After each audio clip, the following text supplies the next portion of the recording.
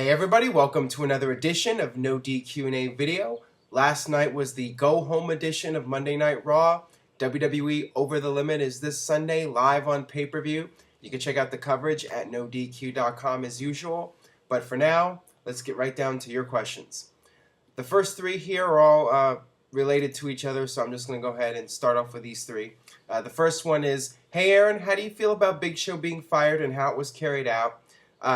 The second question here is, hey Aaron, this feud between John Cena and Laurinaitis has some of the worst mic work I've ever seen. The end of Raw was almost unwatchable. How do you feel about it? And then the last question here is, hey Aaron, I bet on this scenario. Big Show turns heel and helps Johnny Ace win since he is already terminated. Then he gets rehired the next night. Do you agree? Alright, let's start off with the Big Show segment. Big Show was fired by John Laurinaitis. He broke down in the ring, started crying. He got down on his knees and begged for his job, but it wasn't enough. Laurinaitis still fired him. I really don't know what to say about it. I mean, it's not the way you should book Big Show, and perhaps it is going to lead up to him turning heel at Over the Limit, and I mean, that's what makes sense at this point for Big Show to come in. He's not employed by WWE, so therefore he can interfere in the match since the match stipulation is that nobody can interfere, they're fired. And if John Laurinaitis loses, he's terminated. So obviously Laurinaitis isn't going anywhere. I suspect that he'll pick up the win in this match, and then there'll be some sort of rematch at No Way Out, because that's what's actually being advertised right now. They're advertising something with Cena and Laurinaitis at No Way Out. So, I mean, the finish of that match, the main event, Cena versus Laurinaitis, it's pretty obvious. If not Big Show, there's the talk about Brock Lesnar coming in. But I don't think that's going to happen, since the whole idea behind the storyline with Triple H and Paul Heyman is to keep Brock Lesnar off TV for a while. So, I mean, the likely scenario is that Big Show interferes and turns heel. And after breaking down and crying at this point, I mean, they got to do something with this storyline. So I very well see that happening, unless, you know, WWE feels that it's too predictable and it's already out there, and they decide that they have to do something different. They change plans, and I guess they could bring back somebody else who's not currently employed by WWE and have them interfere. I don't know. But yeah, it does seem to point to Big Show, and we'll just have to wait and see. And as far as the other question about the closing segment, same thing. I really don't know what to say about it. I mean, I know a lot of people hated that segment, and the Cena comedy, what can I say? I mean, it was very corny and goofy. The usual John Cena actually felt more like Mr. Anderson style comedy than anything else. But I mean, I guess it was entertaining to watch on free television. As far as convincing me to spend money on the pay-per-view, I can't say I was convinced, and I don't think a lot of people were convinced to buy that pay-per-view.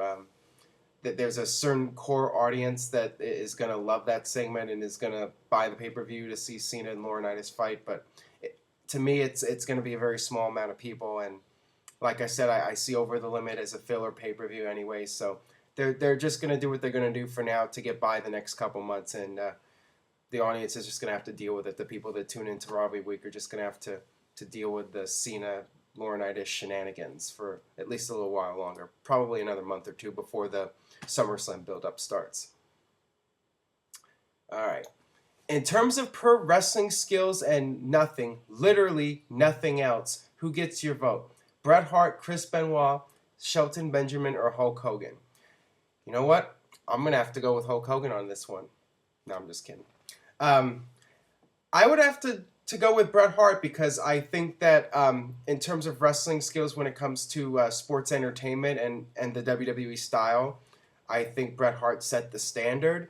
I think that Chris Benoit would be right up there with him, though. I mean, Chris Benoit was just so good at making a match seem like it was real. You were able to suspend disbelief for both guys, Bret Hart and Chris Benoit, whenever you're watching their match. And as far as Shelton Benjamin goes, I mean, he was just a great athlete in general. I don't know if he had the mat skills of Bret Hart or Benoit, but it all comes down to what your personal taste is. But in terms of just pure athletic ability, I mean Shelton Benjamin is right up there with him.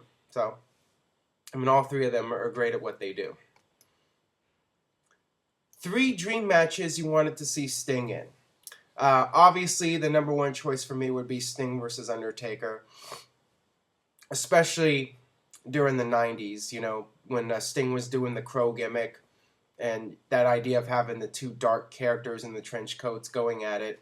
I mean, that was an obvious dream match right there. And even to this day with the streak and having Sting come in for one match and try to beat The Undertaker.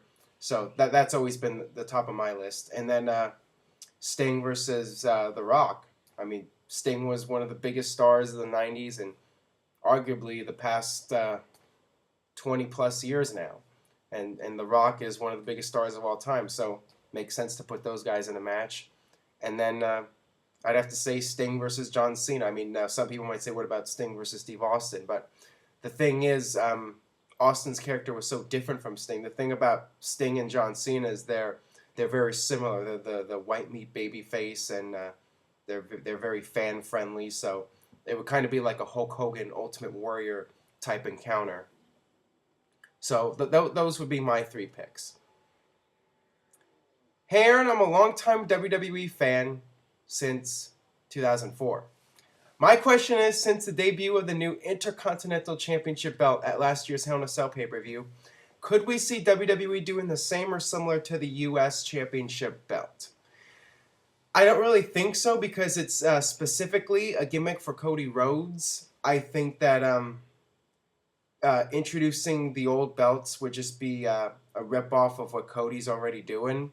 I don't see that happening. Now, I could see them perhaps as some sort of toy line, maybe bringing back the old belts as a special one-time thing. But as far as somebody wearing the old-style belt on a regular basis on television, I just don't think it's going to happen. What did you think about Goldust being released after he okayed a powerbomb on Yoshitatsu that went wrong?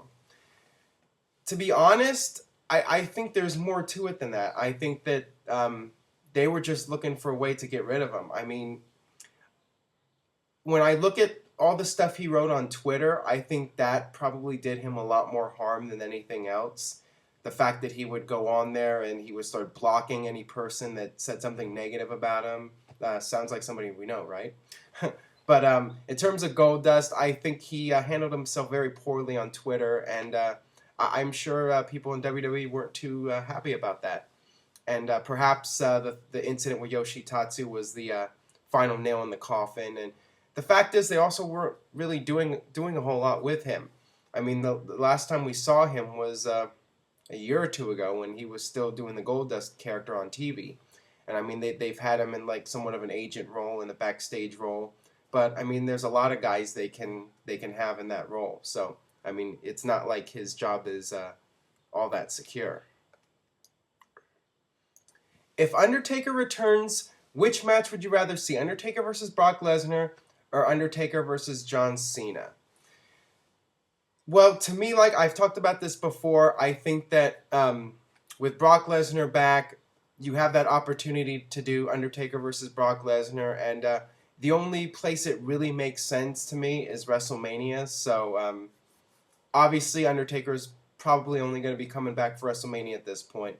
Maybe he'll come back for a Rumble or something like that, but I don't know. I don't think it's going to happen. I think that I think it's likely we're going to see Rock versus Brock 2 at WrestleMania this year, and that would leave for Undertaker versus John Cena. And I mean, that's something too that is just an obvious match that you do. You have the 2 biggest stars of the past 10 years. I mean, John Cena's been the flagship of WWE, and Undertaker's had the streak at WrestleMania, so why not put those 2 guys against each other? And it just hasn't happened up to this point. So, I mean, either way you go, it's going to be a big deal. I think that for this year's WrestleMania coming up, you pretty much have to do one of those 2 matches, because there's not a lot of options out there for Undertaker at this point, and those are the 2 matches that people really, really want to see. And like I said, if it was my choice, I would go with I'd rather see Cena and Rock in a rematch and do Undertaker versus Brock Lesnar. That's just my personal opinion, but who knows where it's going to go, though. I mean, anything can happen between now and next April. Who do you think is actually responsible for the death of WCW? Bischoff, Russo, or somebody else? it isn't really one person. I mean, all of them played a role. The fact is, WCW, its whole infrastructure was just a complete mess. I mean, you had the left side not knowing what the right side was doing. I mean, that's the bottom line. It was so poorly mismanaged. Um, the whole foundation of the company just wasn't able to function. And I mean, we talk about WWE today, and how business is down, yet they're still profitable because WWE as a company is just very well polished, and they're just a machine, and they know how to minimize their losses and make the most out of their gains. And that's the problem with WCW. It's those guaranteed contracts when you pay those guys so much money, and then the ratings start to fall, and then those guys are still making that money even though the business isn't that doing that well, and you end up having a free fall, and then that's what happened. I mean, Bischoff made a lot of mistakes. He did try to do something. He brought in the musical acts. He was trying to figure out a way to turn things around, but didn't work out. And then when Vince Russo came in, he brought the Crash TV format to WCW, and it wasn't what people wanted to see. WCW fans were watching WCW for a reason, because it was not the WWE, it was not the Crash TV. So when Russo brought that in, it just turned more people out. So, I mean, like I said, a lot of people involved in the death of WCW. You can't really put it on just one person. Hey Aaron, do you think that the WWE should remove all the pay-per-views besides the big four in order to preserve the prestige of the Royal Rumble, WrestleMania, SummerSlam, and Survivor Series events? The problem with that is that there's no guarantee you eliminate those other pay-per-views that all of a sudden people are going to start buying SummerSlam and Survivor Series in mass numbers. There's no guarantee of that. And historically, when WWE added more pay-per-views, yes, the buy rates did drop overall, but you had so many pay-per-views, and you did have a core audience that bought each pay-per-view, so they ended up actually making more money, even though the buy rates were down for the bigger shows. So I don't think they're gonna change their formula unless they feel it's absolutely necessary. So I don't see it happening. Perhaps they'll cut a pay-per-view or two, but I think they like doing the once a month pay-per-view schedule, and I just think they're going to keep doing that for the foreseeable future. All right, that'll wrap it up for this edition of No DQ&A Video. Thanks as always for watching. Make sure you subscribe, youtube.com/NoDQ&AW. Tell a friend on Facebook or Twitter. And don't forget to check out the live coverage of WWE Over the Limit this Sunday on NoDQ.com. And we'll see you next time.